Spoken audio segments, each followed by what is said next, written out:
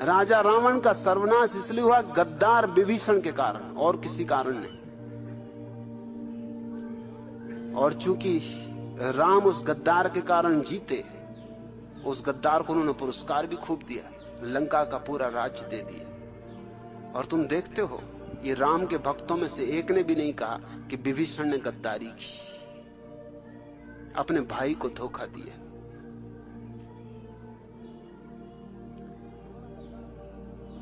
इससे बड़ा गद्दार दुनिया में दूसरा नहीं हुआ।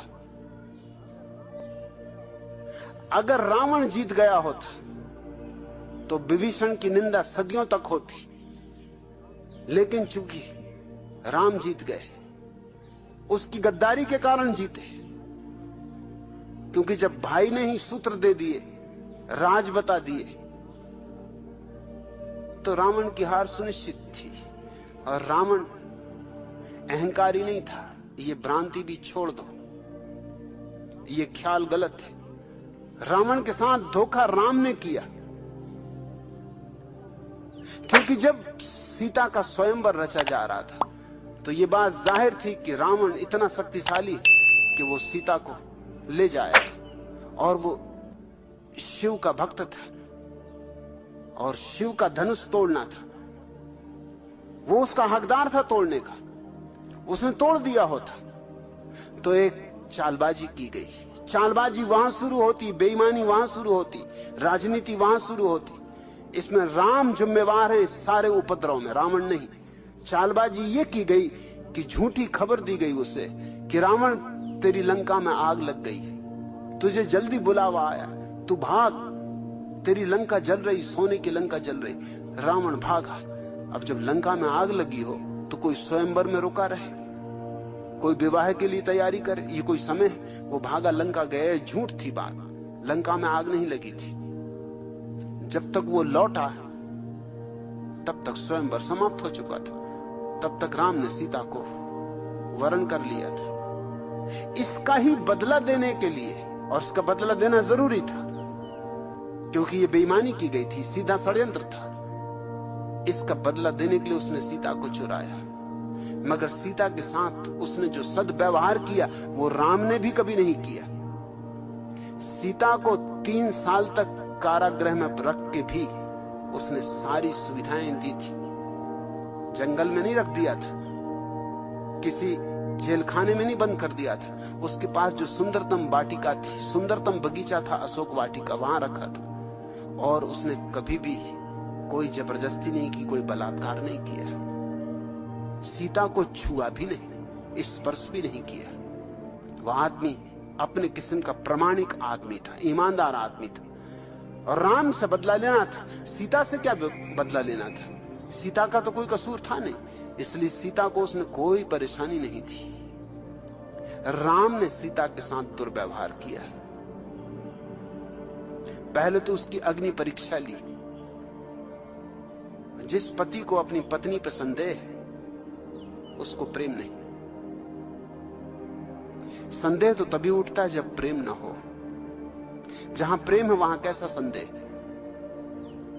जहां प्रेम है वहां भरोसा है, श्रद्धा है, आदर है, सम्मान है। पहला तो अपमान यह किया कि सीता की अग्नि परीक्षा ली। और बेईमानी देखो, खुद भी अग्नि परीक्षा दे देनी थी तो भी समझ में आता, तो दोहरे मापदंड ना हो पाते, क्योंकि तुम भी 3 साल अलग रहे थे। और ऐसे शोधकर्ता हैं जिनका कहना है कि राम का सबरी से प्रेम था। तुम शोधकर्ताओं की किताबें खोज के देखो, रामलीला में तुमने सबरी को देखा होगा। वो झूठ है बात कि सबरी हमेशा बूढ़ी औरत दिखाई जाती, वो सिर्फ बताने के लिए बुढ़ापा दिखाया जाता उसका। सबरी जवान स्त्री थी और जंगल की सुंदरतम स्त्री थी। प्रोफेसर नावलेकर ने एक अद्भुत किताब लिखी है, new approach to Ramayana, Ramayana के प्रति एक नया दृष्टिकोण। और उसमें उन्होंने सिद्ध करने की कोशिश की है कि सबरी जवान थी, सुंदर थी, अति सुंदर थी, और राम उसके प्रेम में थे। असल में प्रेमी ही एक दूसरे की झूठी चीजें खा सकते हैं, और कोई खा भी नहीं सकता। तुम जरा किसी की झूठी चीज तो खाओ, कोई ऐसा बेर काट के मुंह में तुमको दे, तुम एकदम थू थू कर दोगे, पागल हो गए तो? वो तो प्रेम के पागलपन में चल जाता है। प्रेम के पागलपन में क्या नहीं चल जाता। प्रेसी अगर जूठा करके दे देता, आहा अमृत। हालांकि थूक कोई अमृत नहीं होता।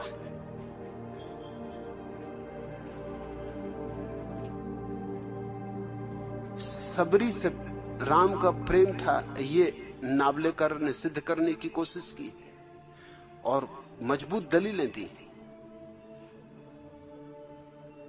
तो राम को भी परीक्षा दे देनी थी। दोनों साथ ही गुजर जाते अग्नि परीक्षा से। और मेरा मानना है कि अगर अग्नि परीक्षा से दोनों गुजरते तो राम जलते, सीता बाहर निकलती। सीता तो बाहर निकली ही, मगर शक फिर भी ना गया और स्त्री के प्रति अपमान फिर भी ना गया। और फिर भी सीता को किसी धोबी के कहने पर वनवास दे दिया। रावण ने जो दुर्व्यवहार नहीं किया था वो राम ने किया है। अब मैं किस जनता को समझाने जाऊं, तुम थोड़ा सोचो। मेरी बात तुम्हारी भीड़ को समझ में पड़ेगी, सुन सकेंगे वो।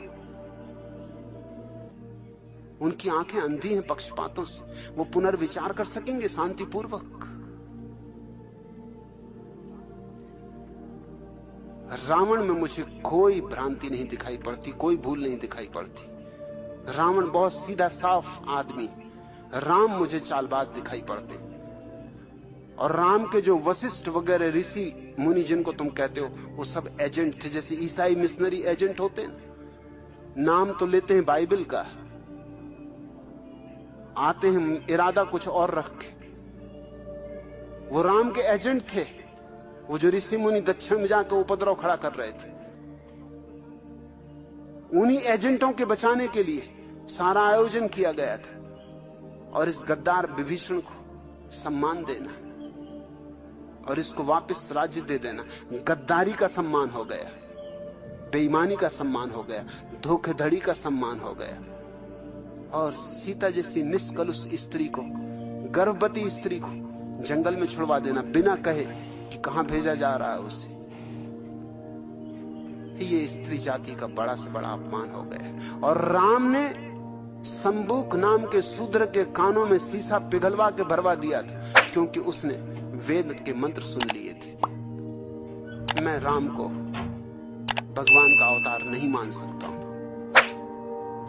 क्योंकि भगवान के अवतार को क्या शूद्र और क्या ब्राह्मण। भगवान के अवतार को इतनी भी दृष्टि नहीं कि वो देख सके कि सीता पवित्र है, इतनी भी दृष्टि नहीं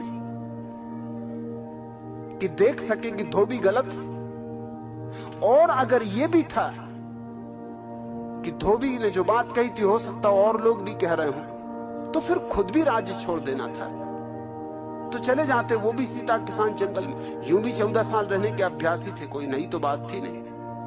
फिर जंगल में साथ ही चले जाते। लेकिन राज्य को तो बचा लिया, पत्नी को छोड़ दिया। पद को बचा लिया, पत्नी को छोड़ दिया। पद प्रेम से बड़ा साबित हुआ। राम राजनीतिक पुरुष है, मेरे लिए कोई धार्मिकता उनमें दिखाई नहीं पड़ती। और उन्होंने कहा कि जिसका पतन होने वाला होता है उसे ऐसी ही दुर्बुद्धि घेर लेती। मैं तो हुई नहीं तो पतन क्या होगा, मैं तो हुई नहीं, दुर्बुद्धि क्या घेरेगी।